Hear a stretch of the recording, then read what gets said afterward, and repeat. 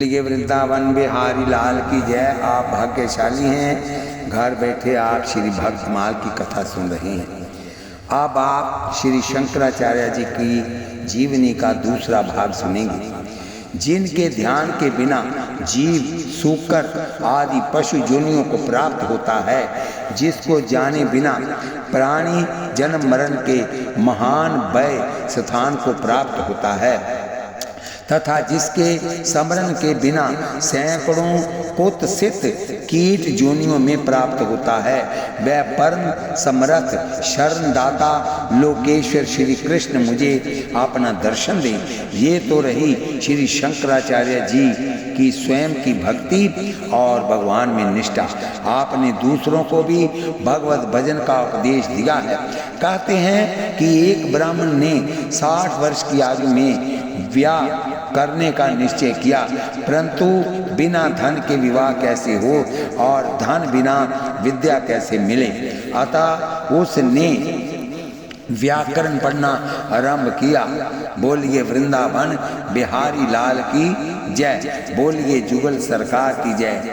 और शंकराचार्य ने कहा, अरे मूढ़ मते, गोविंद को भजो, मृत्यु निकट आने पर ये आदि व्याकरण के धातु सूत्र तुम्हारी रक्षा नहीं कर सकते हैं। तुम्हारे अंग शीतल हो गए हैं, सिर के बाल सफेद हो गए हैं, मुंह के सब दांत टूट गए हैं, तू अत्यंत वृद्ध हो गया है, हाथ में पकड़ा हुआ दंड कांप रहा है, तब भी आशा तृष्णा का परित्याग नहीं करता। ऐसे ही कभी भोगरत तपस्वी को देखकर तो कभी पर पंच रत सन्यासी को देखकर आपने उनको चेतावनी दी। और बोलिए वृंदावन बिहारी लाल की जय। भाव ये है कि प्रथम तो आपने भक्ति का ही प्रचार किया, भक्ति संबंधी स्तोत्र ग्रंथों की रचना की, सभी देवी देवताओं के प्रति भाव भक्ति का उपदेश दिया, परंतु बाद में केवल शुष्क ज्ञान का प्रचार करने लगे। जीव ईश का भेद मिटाकर सबको ब्रह्म एवं जगत को मिथ्या बताने लगे। इस प्रकार से भक्ति को आघात लगा। बहुत से लोग भक्ति से विमुख हो गए। यदि कोई प्रश्न करे कि ऐसा क्यों किए, तो श्री भक्तमाल जी के टीकाकार श्री प्रियादास जी कहते हैं कि किन्हों प्रभु कहियो, अर्थात भगवान की ऐसी इच्छा थी। अब यहाँ ये जिज्ञासा होगी कि स्वयं भगवान ने कहकर मायावाद का प्रचार क्यों कराया। इसका यथार्थ हेतु तो भगवान ही जाने। हाँ, एक हेतु तेजी हो सकता है कि प्रोक्षो ही प्रभु प्रिया, प्रभु को प्रोक्ष प्रिया है और ये भक्ति का खुला प्रचार करते थे, अतः भगवान ने उसे गूढ़ रखने के लिए इस प्रकार की आज्ञा दी। दूसरा कारण ये भी कि भक्ति के रहस्य का सर्वथा उद्घाटन हो जाने से आगे लोग पोथियों द्वारा ही तत्व समझने लगेंगे, आचार्य की आवश्यकता को कम महत्व देंगे, जिससे आगे चलकर आचार्य परंपरा नहीं रह जाएगी, जबकि साधनों में आचार्य की परम आवश्यकता है। यथा बिन गुरु होई कि ज्ञान, गुरु बिन भव निधि तरई न कोई, जो विनंची शंकर सम होई। तीसरा कारण ये कि भक्ति भगवान को अति प्रिय है। भक्ति से भगवान वश में हो जाते हैं, भक्ति अवश्य ही वश करी। अतः प्रभु भी सहज किसी को भक्ति नहीं देते हैं। अरे भाई, पराधीनता तो किसी को अच्छी नहीं लगती है, पशु पक्षी भी पराधीन रहना नहीं चाहते हैं, फिर भगवान तो सर्वत्र स्वतंत्र ठहरे। भक्ति वश प्रभु को भी पराधीन होना पड़ता है। अहम भक्ता पराधीनो, अतः प्रभु भक्ति को रहस्यमय ही रहने देना चाहते हैं, इसलिए ऐसी आज्ञा की। इतना अवश्य है कि जब भक्ति एकदम निगूढ़ ही हो जाती है, फलस्वरूप जब उनका लोप होने लगता है, तो आचार्यों को प्रेरित करके भक्ति का प्रचार भी करवाते हैं। जिनका हृदय अगाध भक्ति भाव से भरा हुआ है, जो परम ज्ञानवान है, धीर, जो विकारों का हेतु उपस्थित होने पर भी मन में विकार नहीं आने देते, यथा ते धीर अक्षत विकार हेतु जे रहत मन सिज बस किए। ऐसी गंभीर धीर संतों पर श्री शंकराचार्य जी के मायावाद का कुछ भी प्रभाव नहीं पड़ा। वह तो भक्ति रस में ही डूबे रहे। अथवा ये सब विशेषण श्री शंकराचार्य जी के लिए भी युक्ति युक्त होंगे, अर्थात होगा। शंकराचार्य जी ऐसे गंभीर धीर संत थे, श्री भगवान की एवं भक्ति प्रीति की रीति जानते थे। अतः प्रभु के कहने से मायावाद का प्रचार करके भी स्वयं प्रीति में ही सने रहे, क्योंकि हरि रूप गुण नए। बोलिए वृंदावन बिहारी लाल की जय। श्री शंकराचार्य जी का प्रादुर्भाव विक्रमी संमत 885 तदंतर सन 788 वैशाख शुक्ल पंचमी को दक्षिण भारत में केरल प्रदेश में पूर्ण नदी के तट पर स्थित कलानंदी कालटी नाम के गांव में हुआ था। पिता का नाम था श्री शिव गुरु जी एवं माता का नाम था श्रीमती सुभद्रा जी। कहते हैं कि इन ब्राह्मण दंपति की जब बहुत आयु व्यतीत हो गई और कोई संतान नहीं हुई, तब इन लोगों ने सुंदर सुयोग्य संतान की कामना से आशुतोष भगवान शंकर की आराधना की। इनकी तपस्या से संतुष्ट होकर स्वयं श्री शिवजी ही इनके यहाँ पुत्र रूप से प्रकट हुए। भगवान शंकर के वरदान का स्मरण कर श्री शिव गुरु ने बालक का नाम शंकर ही रखा। बालक शंकर की दिव्य ज्योति से श्री शिव गुरु का घर जगमगा उठा।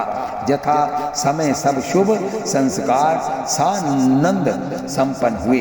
होनहार वीरवान के होत चीखने पार। इस कहावत के अनुसार बालक शंकर 1 वर्ष की आयु में ही माता पिता की गोद में ही उनके मुख से पुराण आदि के श्लोक सुनकर कंठस्थ करने लगे। 3 वर्ष की अवस्था में इनके पिता ने इनका चूड़ाकरण संस्कार करके पट्टी पुजवाकर अक्षराभ्यास प्रारंभ करवा दिया। बालक की अलौकिक प्रतिभा को देखकर पिता शिव गुरु मन ही मन बड़े ही मुदित होते थे, परंतु विधि के कठोर विधान ने उनको अधिक दिन तक जीवित नहीं रहने दिया। बालक का 3रा वर्ष पूरा होते होते पिता स्वर्गवास सिधार गए। 5 वर्ष की अवस्था में यज्ञोपवीत करके माता ने पढ़ने के लिए गुरुकुल में भेज दिया और 7 वर्ष की अवस्था में ही संपूर्ण वेदांगों का अध्ययन कर वह घर लौट आए। गुरुकुल निवास काल में ही श्री शंकर की कृपालुता एवं अलौकिक शक्ति का परिचय लोगों को मिलने लगा था। वर्णन आया है कि ये एक दिन एक दरिद्र ब्राह्मणी के घर भिक्षा मांगने गए, परंतु उनके पास घर में अन्न के नाम पर एक दाना भी नहीं था, परंतु ब्रह्मचारी का खाली हाथ जाना भी उसे सह नहीं था। अतः उसने एक आंवले का फल ब्रह्मचारी के हाथ में देकर अपनी दरिद्रता की करुण कहानी भी कह सुनाई। इससे ब्रह्मचारी शंकर का हृदय सहानुभूति से भर गया। इन्होंने तुरंत ही भगवती श्री लक्ष्मी जी की स्तुति की। इन्होंने प्रसन्न होकर उस ब्राह्मणी के घर को सोने के आंवलों से भर दिया।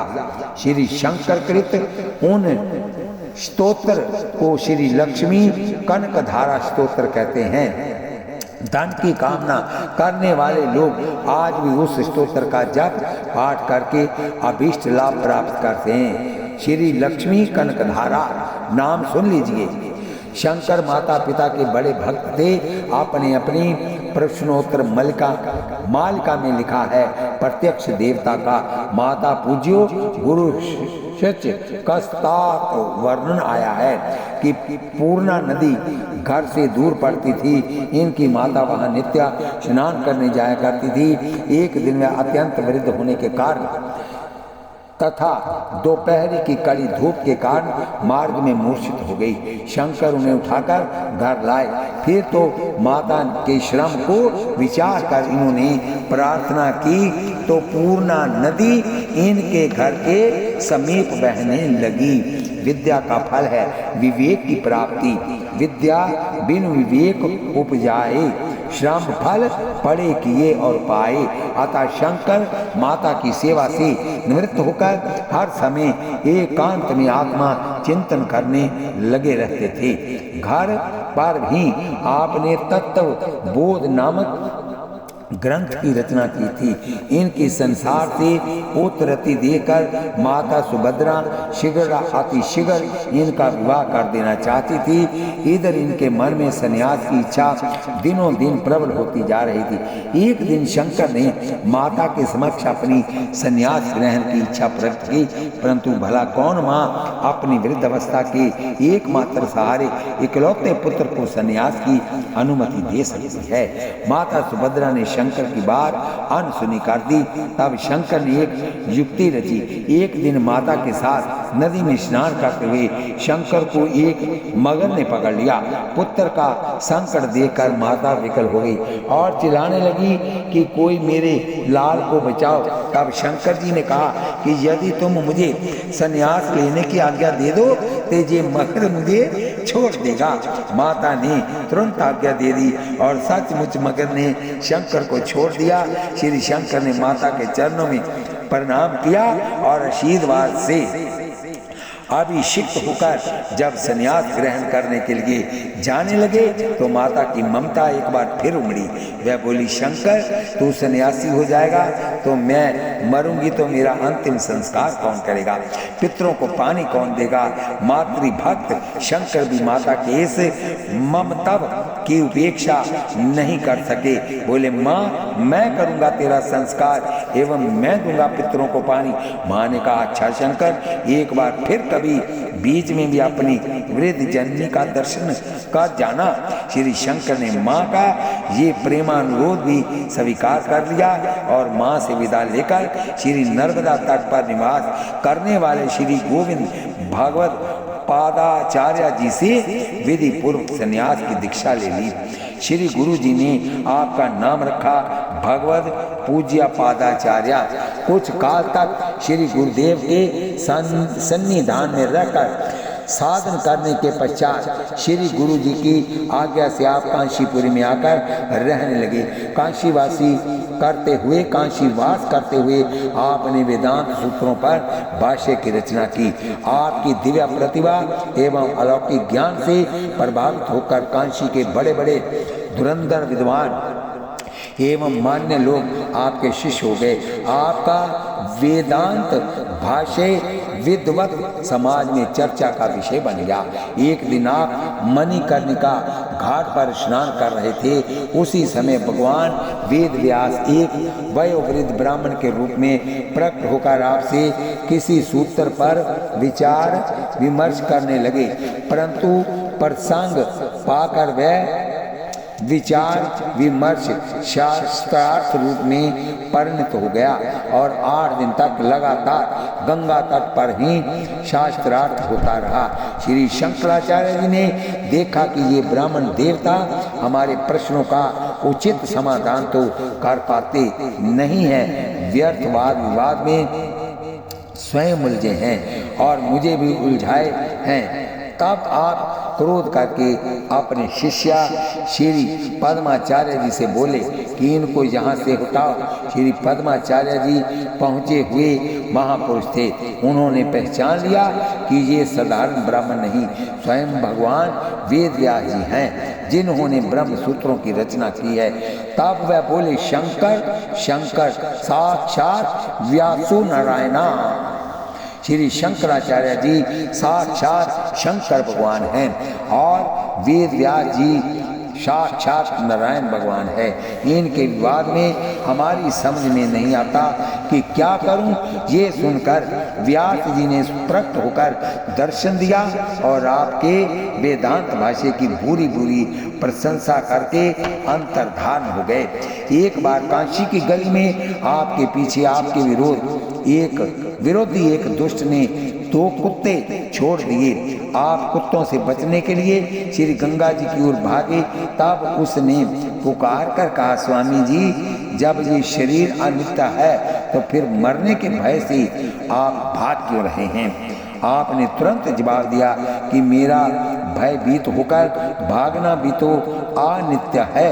यह सुनकर वह चुप हो गया। वर्णन आया है कि एक दिन भगवान विश्वनाथ श्री चंडाल रूप में मार्ग में आपको दर्शन दिए। आप सहज भाव से उनके स्पर्श से अपने को बचाने लगे। तब चंडाल वेशधारी श्री शिव जी ने कहा, गंगा गठड़ी वारी में चंद्र बिंब दर्शाए, उनमें ऊंचो नीच को ये मोही देहु बताए। आप तुरंत समझ गए कि ये कोई साधारण शब्द नहीं है, ये तो साक्षात परम ज्ञान निधान भगवान शिव हैं। फिर तो ये शिव जी के चरणों में पड़ गए। श्री शिव जी ने और भी उपदेश ग्रंथ लिखने की तथा दिग्विजय पूर्वक धर्म प्रचार की आज्ञा दी। बोलिए वृंदावन बिहारी लाल की जय। फलता आपने समस्त भारत में भ्रमण करके अनेकानेक वेदधर्मियों को पराजित करके वैदिक धर्म की ध्वजा फहराई।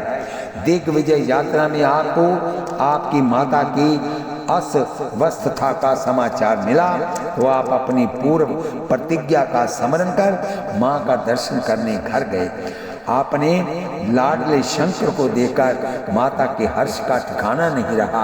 वर्णन आया है कि आपकी माता जी ने आपसे एक दिन कहा, शंकर, तूने संसार भर को धर्म का उपदेश देने के लिए बड़ी बड़ी पोथी लिखी है, सबको बड़े बड़े उपदेश दिए हैं, मेरे लिए भी तूने कुछ लिखा है?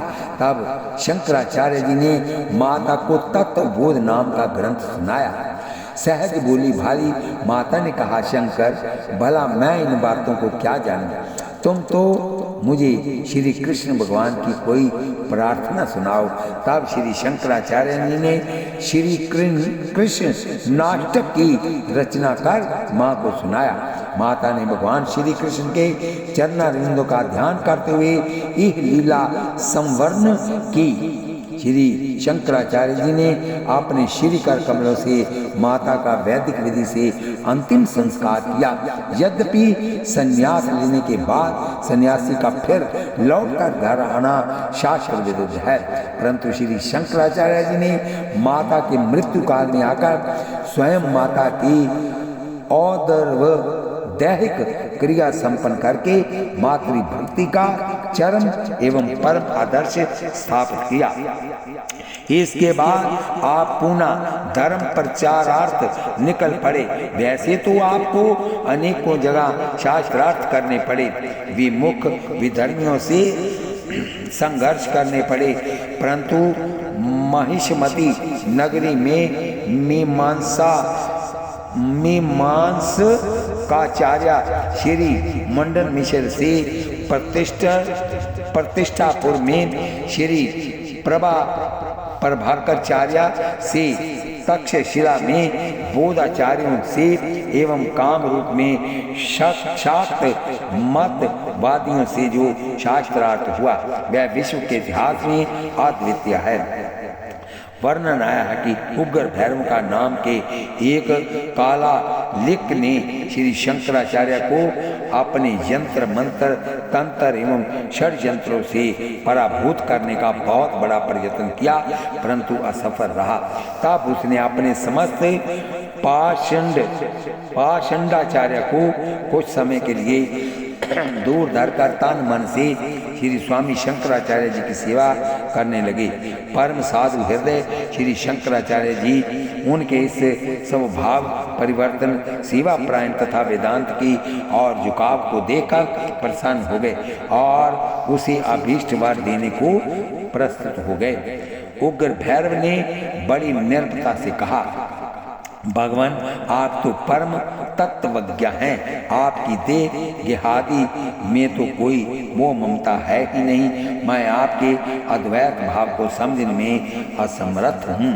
मुझे तो देवी की आराधना ही सर्वभीष्टदायक समझ में आती है। अतः यदि आप अपना सिर मुझे दे दें तो मैं उसे देवी के चरणों में अर्पित कर सिद्धि प्राप्त कर लूँगा। इस प्रकार आपके सिर के द्वारा मेरा बहुत बड़ा मनोरथ पूर्ण हो जाएगा। परम उदार श्री शंकराचार्य ने कहा कि देखो, संयोग से इस समय मेरे कोई शिष्य जहाँ नहीं है, मैं समाधि में स्थित हो जाता हूँ, तुम मेरा सिर काट कर अपना मनोरथ सिद्ध कर लो। ये कहकर श्री आचार्य चरण ने समाधि लगाई। कापालिक हाथ में तलवार लेकर सिर काटने को उद्यत ही हुआ था कि उस समय श्री शंकराचार्य जी के पट शिष्य श्री पद्माचार्य जी को उनके इष्ट देव श्री नरसिंह भगवान ने ध्यानावस्था में कापालिक के को प्रतिज्ञा की सूचना दे दी।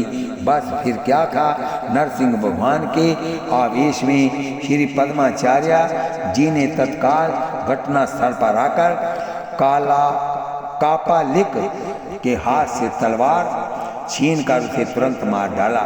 श्री शंकराचार्य जी बाल बाल बच गए। ऐसे अनेकों संकटों को पार करते हुए श्री शंकराचार्य जी दिग्विजय करते हुए जब उत्तराखंड में पहुँचे तो पता चला कि भगवान बद्री नारायण की मूर्ति को तिब्बती लोग जहाँ से उठाकर अपने यहाँ ले गए हैं। तब आप अपनी शिष्य मंडली को साथ लेकर तिब्बत पहुँचे और अपने अलौकिक प्रभाव से लोगों को दर्शित कर बद्री नारायण भगवान को पुनः लाकर बद्रिकाश में स्थापित किए। आपके संबंध में ऐसी भी किंवदंती प्रसिद्ध है कि आपके बढ़ते हुए प्रभाव को देखकर पूजा प्रतिष्ठा पाने के लोग से बहुत से ऐसे लोग भी शिष्य बनकर संग लग गए थे, जिनको न तो किंचन मात्र भी अद्वैत वेदांत का ज्ञान ही था, न उनकी अद्वैत वेदांत में निष्ठा ही थी। श्री शंकराचार्य जी ने विचार किया कि ऐसे लोग आगे चलकर संप्रदाय को दूषित करने वाले होंगे, अनेकों लोगों को विभ्रम में डालकर आत्मा का हनन करने वाले होंगे। अतः इनका अभी से पृथक्करण कर दिया जाए तो अच्छा है। संघ में शस्त्रों शिष्यों को साथ लिए हुए आप पैदल परिभ्रमण कर रहे थे।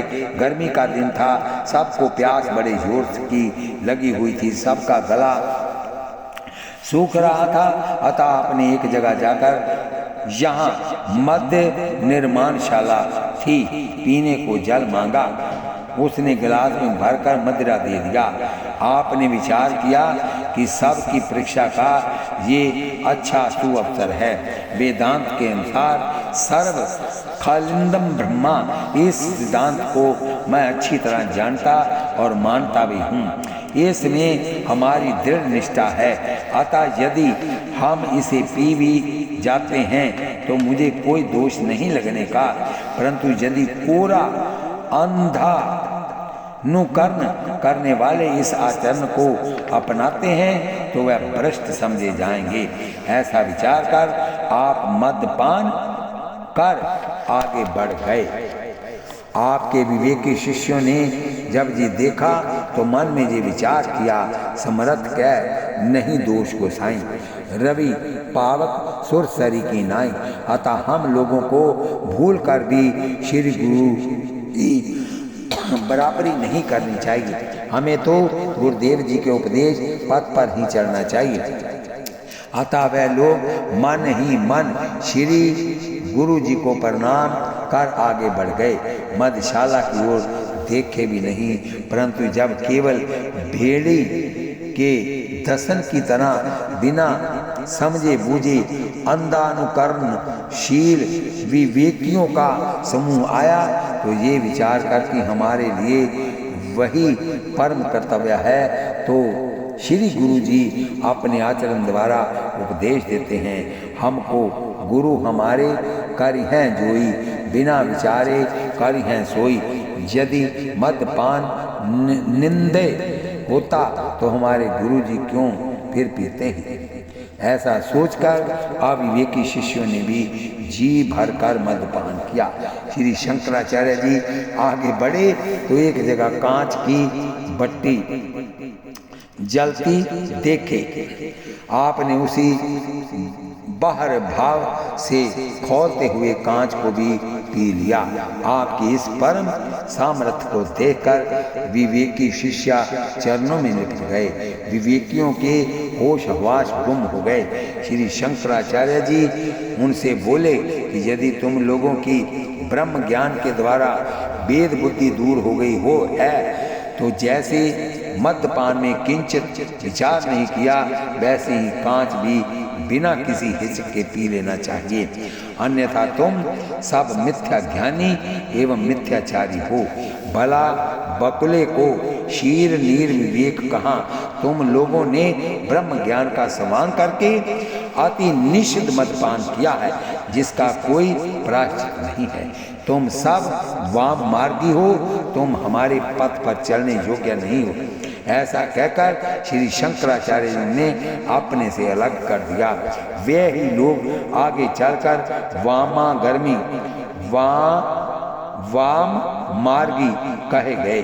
वे पंचमकार सेवक को मुक्ति का द्वार मानते हैं। यथा मद मासम च मीनम च मुंद्रा मैथुन मेव च एते पंचमकारा सयूर मोक्षदा ही जुगे जुगे।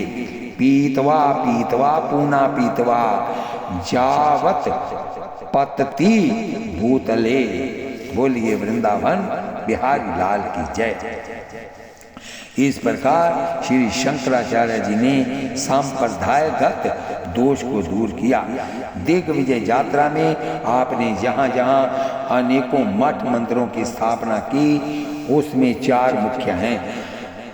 श्री जगन्नाथपुरी, श्री गोवर्धन मठ, दक्षिण में श्रृंगेरी मठ, द्वारका में शारदा मठ और उत्तर में ज्योतिर्मठ। यहाँ कर्मशाह के शिष्य श्री पद्माचार्य, श्री सुरेश्वराचार्य, श्री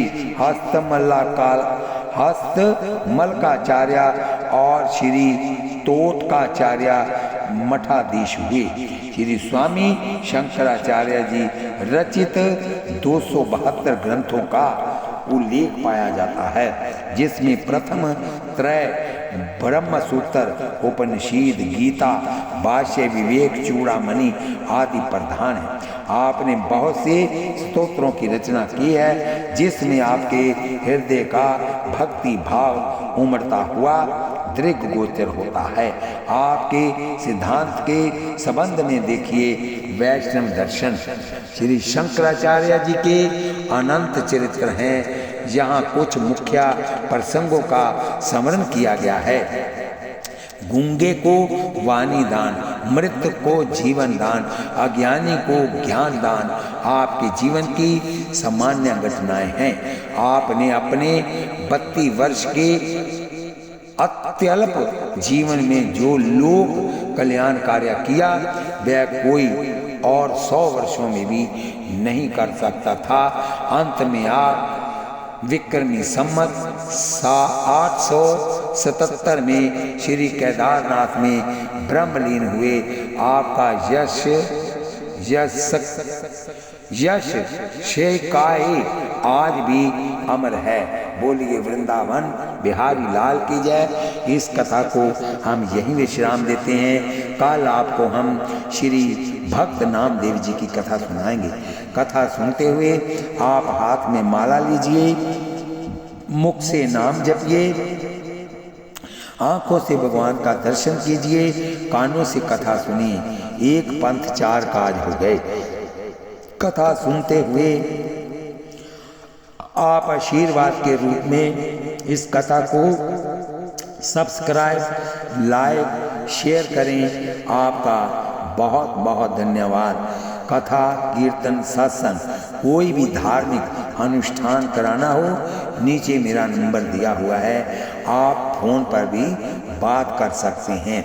बोलिए वृंदावन बिहारी लाल की जय, बोलिए जुगल सरकार की जय। श्री कृष्ण गोविंद हरे मुरारे, हे नाथ नारायण वासुदेव।